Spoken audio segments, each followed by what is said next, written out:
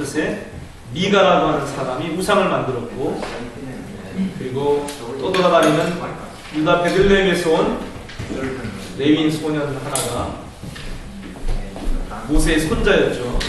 요르단이라고 하는 사람이 미가의 개인 제사장으로 고용되었다가 북쪽의 라기스 땅을 취하러 가는 단지파 사람들의 지파 제사장으로 고용되어서 단이 우상 숭배의 중심지요, 이스라엘의 분열의 중심지가 되는 그 이야기가 17장 18장의 이야기이고, 오늘 19장부터 20장 21장에는 또 하나의 레위인의 이야기죠. 레위인의 첩 이야기를 통해서 사사시대의 이스라엘 사람들이 얼마만큼 부패하고 타락했는지를 폭로하면서 성경 전체에 하나님 말씀하시고자 하시는 구원의 이야기에 대한 코드를 숨겨놓으신 것 같습니다. 그래서 오늘 어디까지 우리가 사사기 말씀을 소화하고 우리의 삶에 또 적용할 수 있을지 난감한 내용이잖아요, 그죠? 자녀들과 함께 나누기도 쉽지 않은.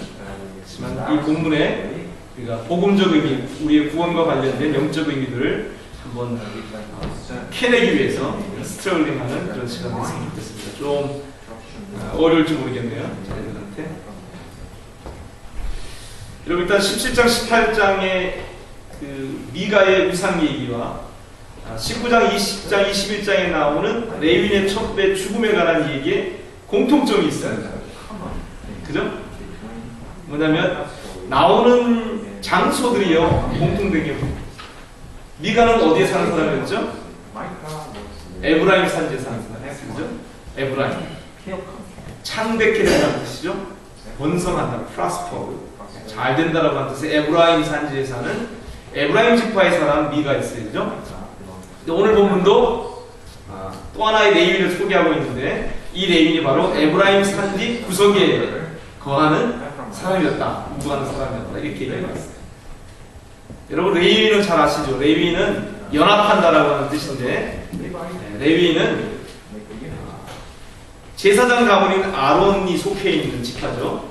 모세가 속해 있었던 지파고, 아론의 후예들은 제사장이 되지만 다른 레위 지파 사람들은 제사장을 도와서 성막을 섬기는 일을 하고 또 율법을 가르치는 일을 하고, 그죠? 그런 일들을 하는 구별된, 성별된 지파 중에 하나예요. 그래서 하나님을 분깃으로, 기업으로 오는 지파입니다. 특별히 에브라임 산지 구석에 거했다는 이 표현을 보면 에브라임 땅의 중심지가 아니고 변두리였던 것 같아요. 왜냐하면 에브라임 그 산지의 북쪽에 실로가 있었습니다. 실로, 여호와의 장막, 여호와의 집이라고 하는 실로에 가까운 곳에 있는 레위인이었던 것 같아요. 이 사람은 아마도 여호와의 집 실로에서 성막을 섬기는, 제사장들을 도와서 제사의 일을 하고 성막을 섬기는 레위인이 아니었을까? 우리가 이렇게 생각해 볼 수 있죠. 또 한 가지 공통된 지역 이름이 뭐냐면 유다 베들레헴입니다. 유다 베들레헴. 17장 18장에서는 유다 베들레헴에서, 유다는 찬양이라는 뜻이죠. 찬양. 유다는 찬양이라는 뜻이고, 베들레헴은 떡집이라는 뜻이죠. 이 떡집에서 에브라임 산지로 올라간 레위인 소년의 이야기가 17장 18장에 등장했었고, 오늘 19장에서는 에브라임 산지 구석에 거하는 한 레위인이 유다 베들레헴에서 첩을 얻은 얘기를 시작합니다. 그의 아내는 유다 베들레헴 사람입니다. 근데 첩이라는 표현을 보면 정확하게 히브리어로 보면 이렇게 되어 있습니다. 이시아 나심이라는 단어인데요, 여자 또는 아내라는 단어입니다. 그리고 첩이라는 단어가 같이 있어요. 병행되어 있어요. 그러니까 아내는 아내인데 첩이라는 거예요. 그러니까 첩의 의미가, 성경에서 첩의 의미는요, 그냥 어떤 첫 번째 아내가 있어서 두 번째 얻은 아내, 이런, 우리가 보통 그렇게 결혼하지 않고 같이 살게 되면 또 첩이라는 얘기를 하고요. 사회 통념상 부르는 그런 개념이 있겠지만, 이 첩이라는 개념은 뭔가 남편과의 관계에서 아내는 아내인데 남편과의 관계에서 신분이 낮은 사람을 지칭할 때 쓸 수 있는 단어입니다. 그러니까 오늘 본문에 첩을 얻었다고 하는 것은 모르겠어요. 어떤 의미인지 모르겠지만 레위인 사람 이 사람에 비해서 이 아내로 취함받은 사람은 조금 신분이 낮은 사람이었다고 우리가 생각해 볼 수 있습니다. 그러니까 공통된 적이 지금 에브라임이 등장하고 유다 베들레헴이 등장하고 있어요. 두 에피소드 가운데 똑같이 등장하고 있어요.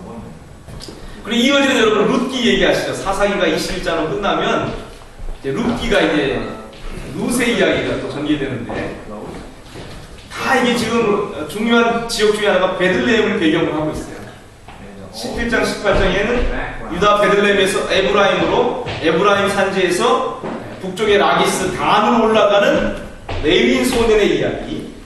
그 다음에 19장부터 21장까지는 유다 베들레헴 출신의 여자가 에브라임 산지 구석에 성막을 섬기는 레위인의 첩이 되었는데 그가 기브아 땅에서 학살 어떻게 보면 폭력에 의해서 희생당하고 그래서 이스라엘 가운데 지파 간에 전쟁이 일어나게 되죠. 20장에 보면 이제 이스라엘 다른 지파와 베냐민 간의 전쟁이 일어나고 베냐민이 거의 사라질 정도로 20장에 이스라엘 내전 이야기가 전개되고요. 21장에는 그 베냐민이 어떻게 보존되었는지 그 기록들이 이제 이어지죠. 그리고 룻기를 가보면 룻기도 중요한 장소가 유다 베들레헴입니다. 모압 땅으로 엘리멜렉이라는 사람이 흉년이 들어서 갔다가 모압 땅으로 살기 위해서 갔다가 거기서 다 죽고 아들들도 다 죽고 며느리 중에 하나인 룻과 함께 시어머니 나오미가 자기 기업된 유다 베들레헴으로 돌아온 얘기예요. 그래서 소개하는 사람이 누구냐면 사실 다윗 왕을 소개해요. 그러니까 사사기에 이스라엘이 그때 왕이 없었기 때문에 각 사람들이 자기 보기에 옳은 대로 소견에 옳은 대로 행했다. 반복적으로 이것이 지금 오늘 19장 1절에도 지금 당시에 이스라엘에 왕이 없었다. 이게 반복적으로 지금 계속 얘기가 나오고 있습니다. 얘기하는 게 뭐냐면 그래서 우리에게 왕이 필요하다는 얘기를 좀 하는 거예요. 사사기 기자. 그리고 그 왕의 가장 메시아를 대표하는 예표할 수 있는 완전한 이상적인 왕이 바로 누구냐면 킹 데이빗이에요. 다윗 왕. 그래서 룻기는 그 다윗 왕이 유다 베들레헴에서 어떻게 태어나게 되는지 보아스와 룻 사이에서 살몬이 태어나고 그죠? 그다음에 살몬을 통해서 이제 다윗 2세 이렇게 다윗 왕이 태어나는 이야기가 룻기에 기록됩니다. 이 세 이야기가 룻기의 이야기와 17장 18장의 이야기 그리고 19장부터 21장까지 얘기가 베들레헴이라고 하는 중요한 장소를 기록하고 있는 거예요. 그리고 에브라임과 유다가 또 성경에서 특이하죠. 에브라임은 북이스라엘을 대표하는 지파입니다. 에브라임 그러면 이스라엘의 절반을 얘기하는 거예요. 유다 들으면 또 이스라엘 나머지 절반을 얘기하는 거예요. 남유다와 북이스라엘을 나눠졌는데 남쪽 왕국을 대표하는 지파가 유다예요. 그리고 북쪽 10지파를 대표하는 지파가 에브라임이에요. 오늘 사사기에 부록과 같이 기록된 이 에피소드의 얘기 가운데 에브라임의 이야기, 그 다음에 유다 베들레헴의 이야기 이런 것들이 기록된 것이 우연이 아니라는 거죠. 그리고 또 레위인을 기록했어요. 또 공통적으로 사사기의 마지막 두 얘기가 레위인을 얘기하고 있어요. 레위인은 또 특별한 구별된 지파잖아요. 그러니까 사사기 기자가 아무 얘기나 이렇게 기록한 것이 아니고 하나님의 구원의 이야기에 대한 성경 전체의 그 구조 안에서 선택적으로 지금 사사시대의 배교와 타락의 상황을 대표하는 두 가지 이야기를 지금 가져왔는데 이 이야기를 통해서 사실은 그 당시에 왕이 없었기 때문에 각 사람이 자기 소견에 옳은 대로 행했던 부패한 모습들을 폭로함과 동시에 사실은 이 이야기 안에 우리에게 왕이 필요하고 우리에게 그 왕이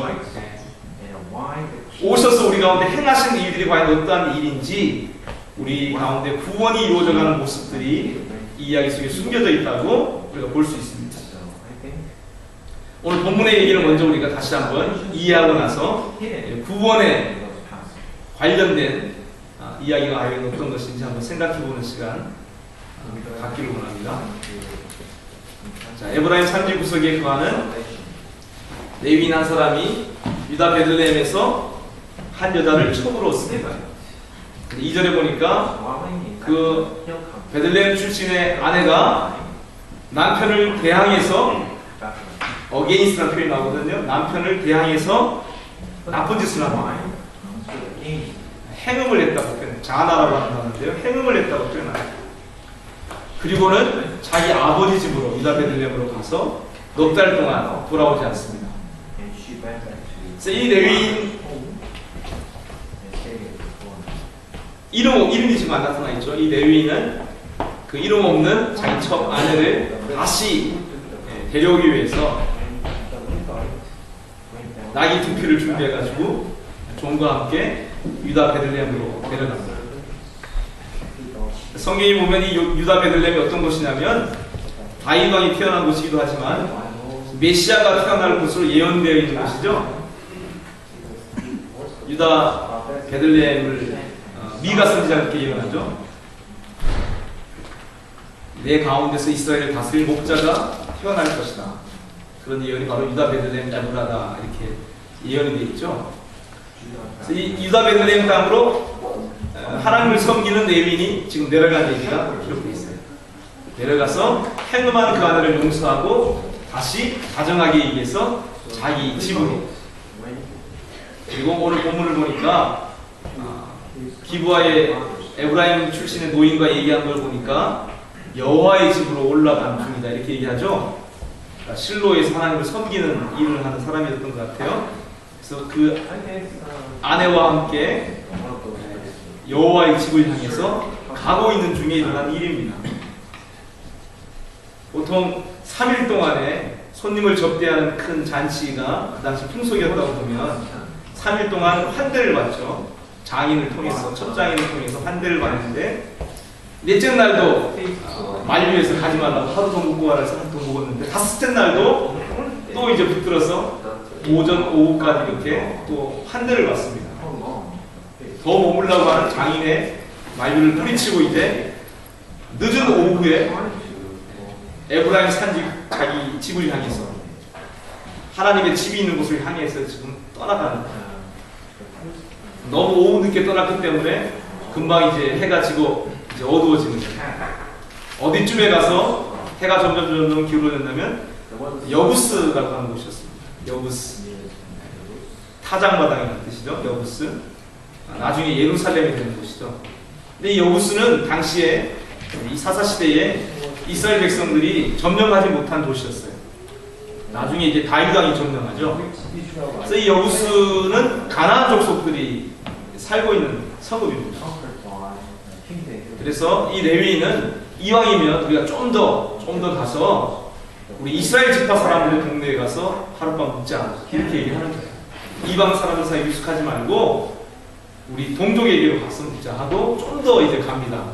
그래서 기브아라고 하는 도시 아니면 라마라고 하는 도시 두 성읍 중에 우리가 한 곳으로 머물자 이렇게 생각을 하는데 기브아쯤 갔을 때 라마까지는 못 가고 라마 좀 더 몇 킬로 더 가야 되는데 라마까지는 못 가고 기브아까지 갔을 때 이제 해가 져버리게 돼요. 깜깜해지면. 그래서 이 기브아에서 이제 하룻밤 묵으려고 성읍 길거리에 있는데 아무도 초대해주는 사람이 없는 거죠. 집으로 맞아들이는 사람이 있는 거죠. 나그네를 접대하는 기브아 사람들이 없었던 거예요. 여러분 이 기브아가 베냐민 지파의 성읍이거든요.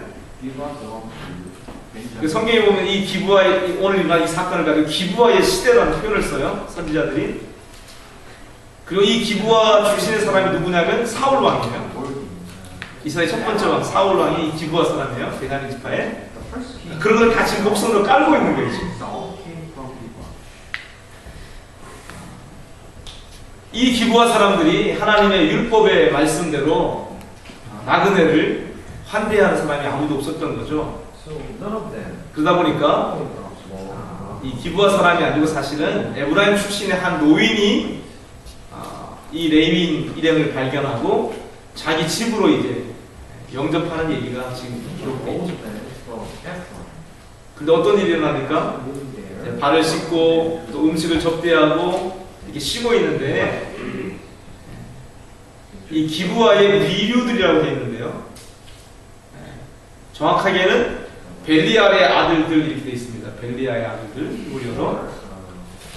벨리알이라고 하는 말은 가치가 없다는 뜻입니다. 무가치하다. 그래서 벨리알 성경에 보면 바울도 그렇게 얘기하죠. 그리스도와 벨리알이 어찌 함께 하겠느냐. 그죠? 그래서 이 벨리알은 사실은 마귀를 얘기하는 거예요. 마귀를 대표하는 얘기죠. 하나님이 가치 없게 여기시는 존재입니다. 그러니까 벨리알의 아들들, 그 기브아의 비류들은 다르게 얘기하면 자기의 욕망을 쫓아서 살아가기 때문에 결국은 마귀에게 종속되어 있는 마귀의 자식들을 얘기하는 거죠.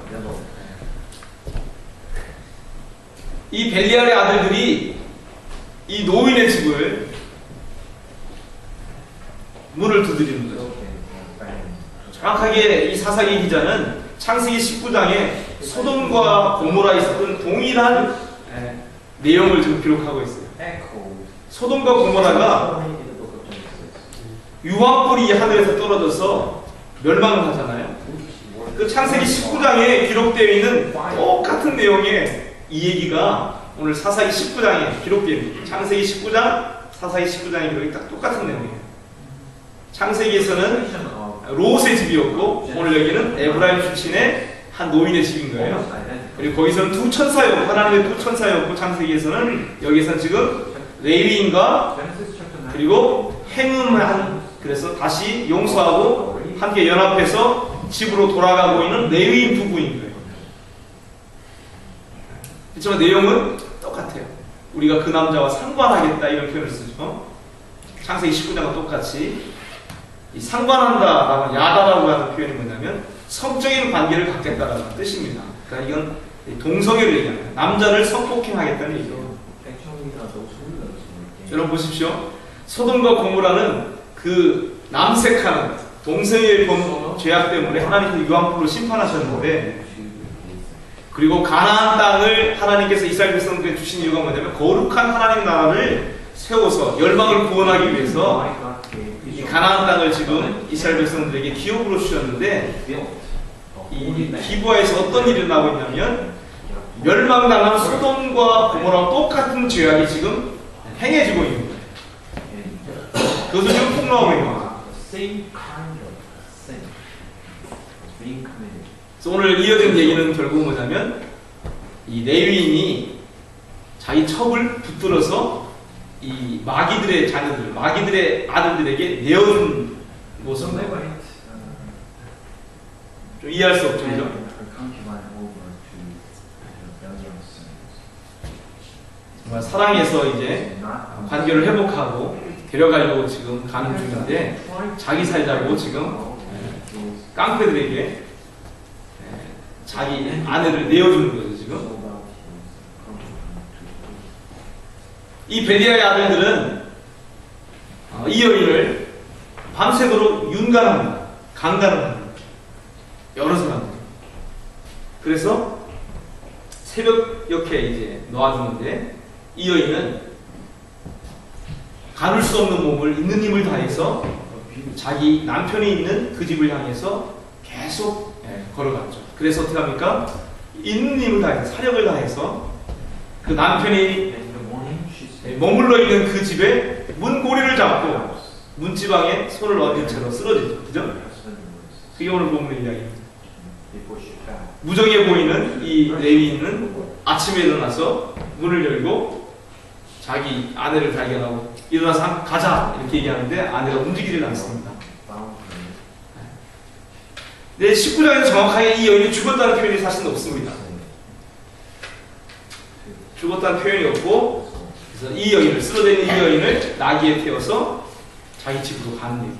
가서는 어떻게 합니까? 자기 집에 들어가서 재물을 잡을 때 쓰는 칼을 들고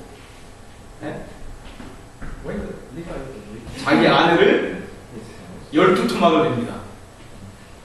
그 12 토막을 들고 마치 하나님 앞에 제물을 바칠 때에 양을 잡고 소를 잡는 것처럼 거기에 능숙한 이 레위인이 자기 아내를 하나님 앞에 바치는 제물처럼 12덩이로 나누는 거예요. 각을 뜨는 거예요. 그리고는 그 12덩이 시체를 이스라엘 전역으로 보냅니다. 각 지파에. 그래서 20장에 어떤 일이 일어납니까? 야, 우리 중에 출애굽 이후로 우리 중에 이런 일은 행한 적이 없었다. 이런 눈으로 본 적도 없다. 이런 아들 하면서 이스라엘 백성 전체가 범죄하는 기브아 사람들, 베냐민파 사람을 향해서 전쟁을 선포하는 이야기가 이제 이어집니다. 이게 지금 19장의 이야기입니다. 이런 도덕적 부패와 타락은 이스라엘에 왕이 없었기 때문에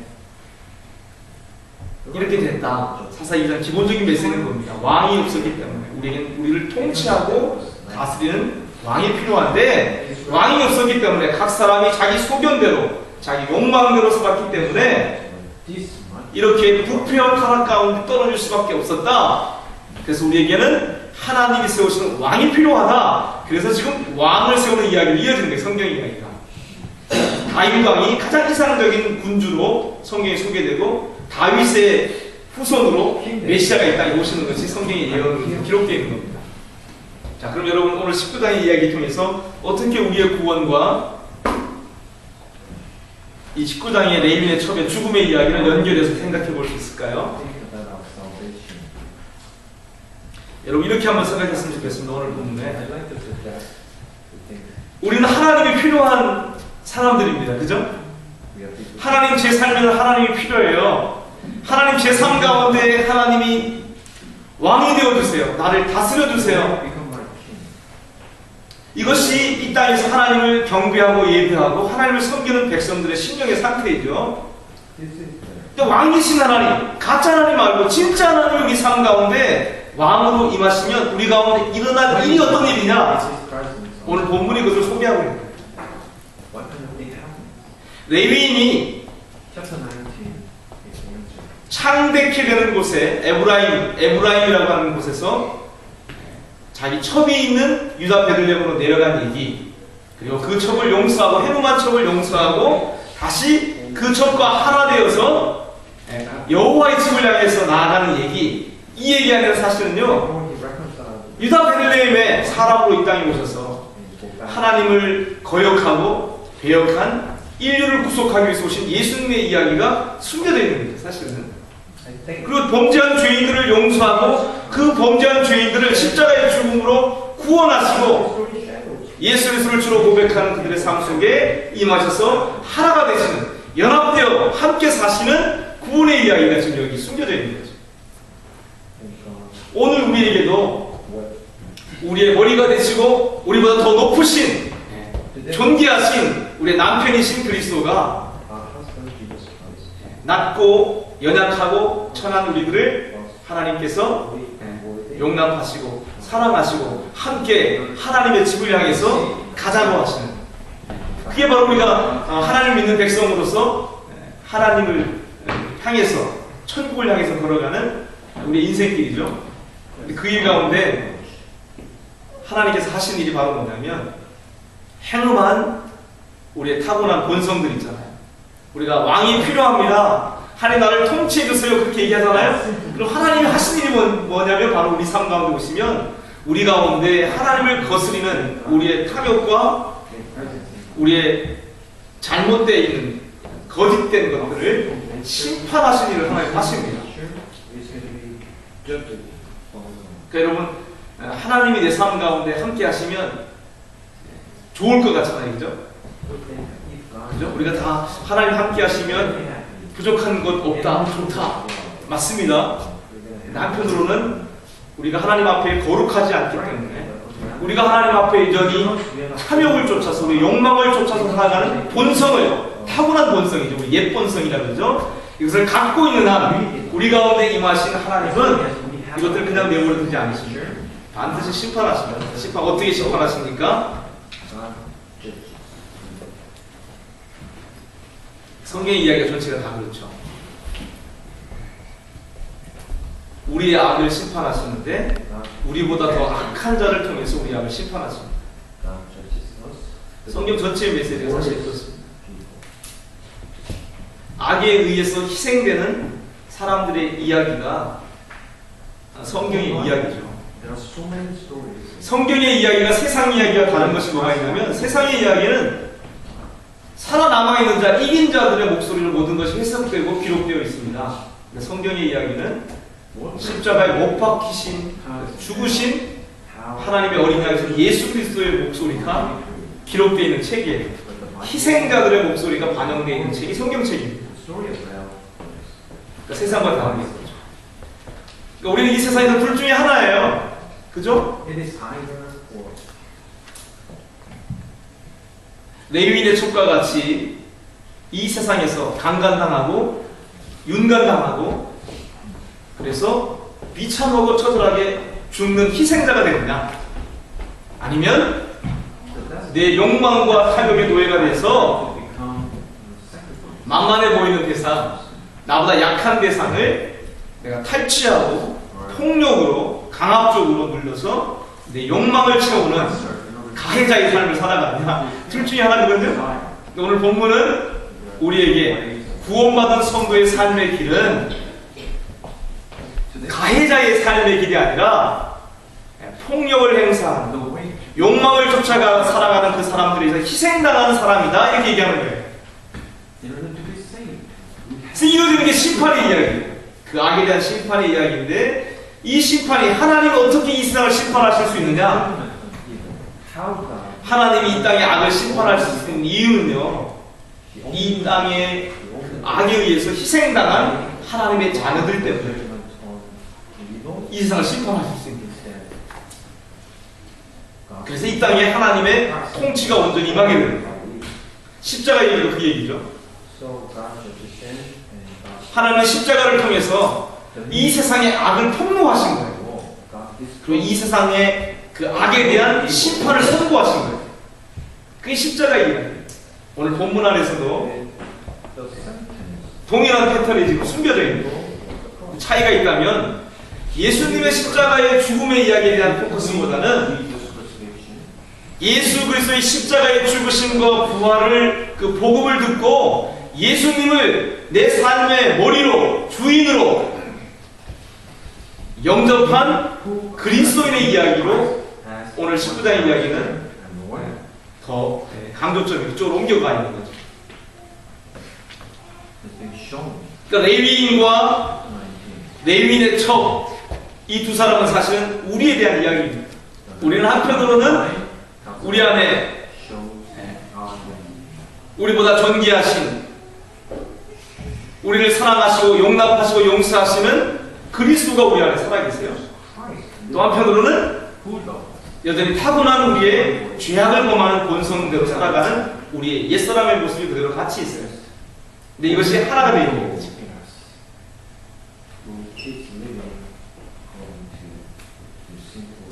오늘 이 사사기 19장의 얘기를 통해서 하나님은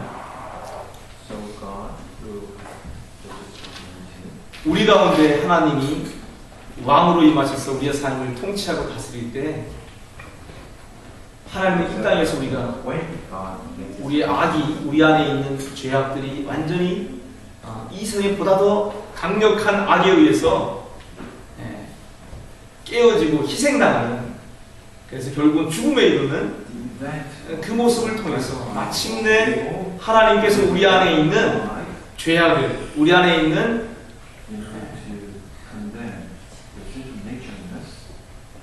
우리의 타고난 본성을 벌거벗기시고 그리고 심판하시고, 그래서 그 심판을 통해서 그 악을 행한 이 세상을 마침내 또 심판하시는 근거를 갖게 되신 이야기를 오늘 본문 안에서 비춰주고 있는 거죠. 쉽지 않죠?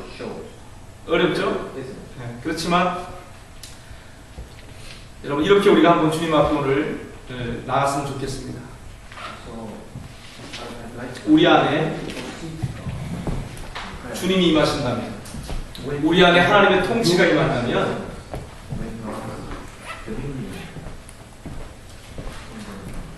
거기에는 예수님의 십자가의 죽으심과 부활이 우리의 것으로 경험되는데, 십자가에서 죽임당하신 예수님의 그 죽음이 오늘 본문에서 레위인의 첩의 죽음과 같은 죽음입니다. 마치 죄가 왕노릇하는 우리의 육신의 소욕을 우리가 거절하고 우리의 몸을 우리 주님께 의의 경기로 내어드려서 산 제물로 우리 자신을 하나님 앞에 내어드릴 때에 하나님께서 우리를 통해서 하나님의 통치를 이 땅에 가져오시는 것처럼 오늘 본문의 레위인과 레위인의 아내의 이야기를 통해서 하나님은 우리가 이 땅에서 이 땅에 악에 폭로당하면서 그 악 앞에서 희생당하면서 그래도 그 희생 가운데 끝까지 이 여인이 자기 남편이 있는 곳을 향해서 와서 문고리를 잡고 주인께로 돌아왔어. 여러분, 우리가 이 땅에서 걸어가는 신자의 삶, 그리스도의 삶은 두 가지 방면이 다 있습니다. 주님이 우리를 위해서 죽으신 것처럼 오늘 이 땅에서 우리가 주님의 제자로 그리스도를 살아가는 삶의 모습은 무엇이냐면 그 주님을 위해서 내가 희생당하는 그걸 선택하는 길입니다. 사실 레인 남편을 위해서 그 첩이 희생당하는 것처럼 주님이 먼저 우리를 위해서 희생하셨기 때문에 이 땅의 그리스도인의 삶은 주님을 위해서 자기 자신의 목숨을 내어놓는 삶을 살아가는. 그래서 오늘 본문에 나타난 그리스도인의 삶의 모습을 보면 레위인이 살아남은 것이 어떻게 보면 부활과 연결되겠지만 레위인의 첩의 죽음이라는 베냐민 지파에 대한 심판의 전쟁이 지금 이어지는데 심판을 가져온 이 죽음은 우리 옛사람, 우리 옛본성이 우리가 주님의 십자가의 길을 줬는 우리의 몸을 주님 앞에 산제물로 내어드리는 삶을 통해서 이 땅 가운데서 희생당하는 것입니다. 쉽지 않습니다. 그러나 여러분, 크리스찬의 삶의 길이 바로 이런 길이라는 것을 우리가 기억하길 원합니다.